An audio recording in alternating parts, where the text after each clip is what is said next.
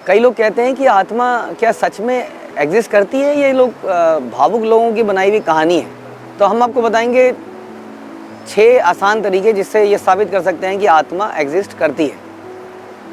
सबसे पहला एग्जाम्पल है कि जब किसी शरीर में आत्मा होती है तभी वो दूसरे शरीर को जन्म दे सकता है।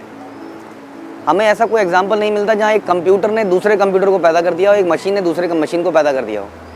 तो इस शरीर में जिसमें आत्मा होती है वही एक दूसरे शरीर को जन्म दे सकता है। तो जीवन जीवन से आता है, कभी भी पदार्थ से जीवन नहीं आ सकता। कोई भी मशीन रिपेयर करी जा सकती है। एक मोबाइल जो बिल्कुल ख़राब हो चुका है, अगर उसको 1 साल बाद भी रिपेयर करा जाए, उसकी बैटरी चेंज करी जाए तो उसको ठीक करा जा सकता है। लेकिन एक शरीर जिसमें से आत्मा निकल जाए उसको फिर से जीवित नहीं किया जा सकता, चाहे उसमें सारा का सारा ब्लड डाल दिया जाए, चाहे दोबारा से हार्ट ट्रांसप्लांट कर दिया जाए। तो ये साबित करता है कि शरीर केवल एक मशीन नहीं बल्कि आत्मा आने की वजह से उसमें प्राण आते हैं। जब तक आत्मा इस शरीर में रहती है तब तक इस शरीर में कभी बदबू नहीं आती, और जैसे ही आदमी मृत होता है या आत्मा चली जाती है ये शरीर सड़ने लगता है, इसमें से बदबू आने लगती है। जिस भी वस्तु में आत्मा है उसमें परिवर्तन आते हैं। 6 प्रकार के परिवर्तन आते हैं, जिसमें मुख्य परिवर्तन है ग्रोथ का। यदि आत्मा है तो कोई वस्तु ग्रो करती है, यदि आत्मा नहीं है तो कोई वस्तु ग्रो नहीं कर सकती।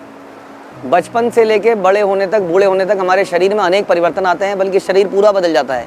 फिर भी हम कहते हैं ये आदमी वही आदमी है।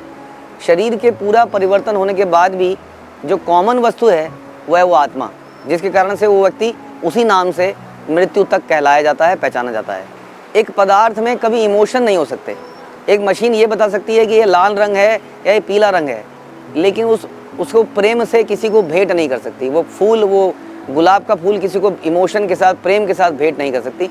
ये वही वस्तु कर सकता है, वही व्यक्ति कर सकता है जिसके अंदर आत्मा है। जिस वस्तु में आत्मा है उसी में इमोशंस हैं। पदार्थ में कभी इमोशंस नहीं होते।